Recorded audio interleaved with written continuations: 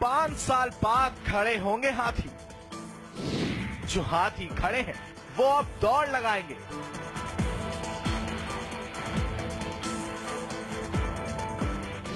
क्या ये बसपा के आने की आहट है? मतदान से पहले ही क्यों रंग बदल रहे नौकरशाह? क्या ये मायावती के स्वागत की तैयारी है?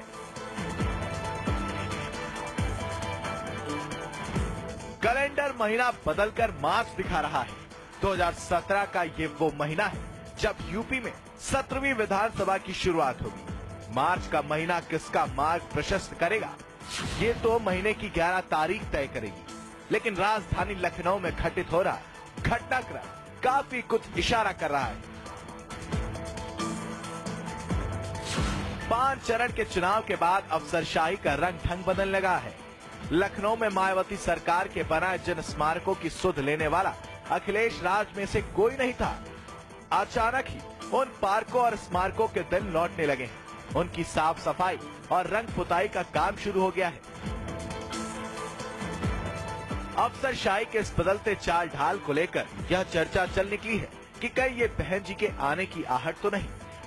ये हवा के बदलते रुख को भांप कर हो रहा है या दोनों हाथों में लड्डू लेने के लिए?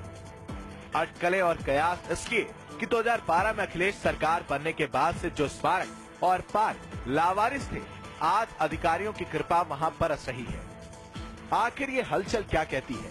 चुनाव अंतिम दौर में है और अब यूपी के नौकरशाहों में संभावित सत्ता परिवर्तन की बेचैनी नजर आ रही है। नौकरशाह प्रजाति ऐसी मानी जाती है जिससे सत्ता के रुख का सही अंदाजा सबसे पहले हो जाता है। अनुमान हो जाता है कि ऊंट किस करवट बैठ सकता है।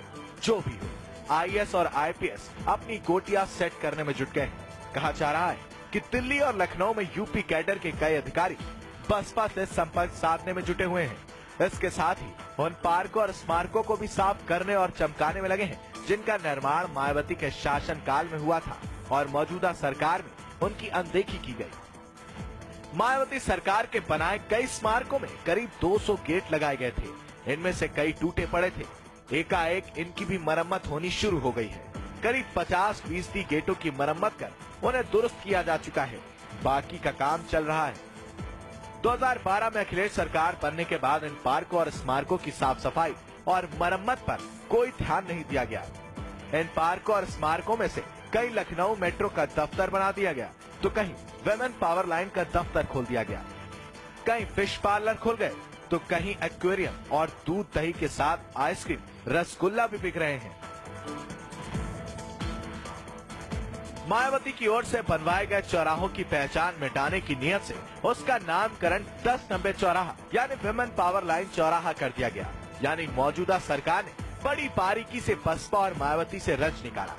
पिछली बार चुनाव आयोग ने इन पार्कों और स्मारकों में लगे इन हाथियों को नीली पीली बरसाती से ढकवा दिया था, क्योंकि ये स्मारक शोभा के रूप में नहीं बल्कि बसपा के चुनाव निशान के तौर पर देखे गए थे।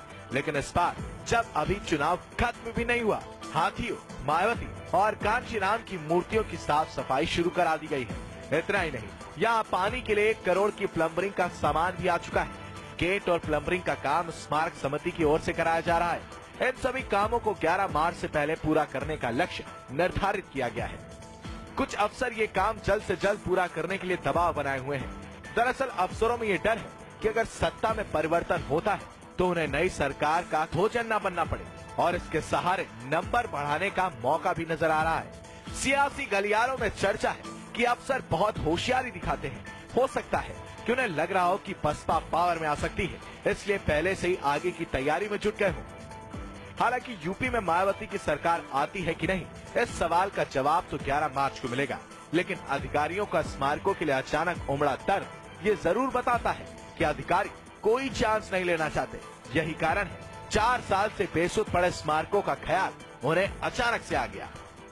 ब्यूरो रिपोर्ट, समाचार प्लस।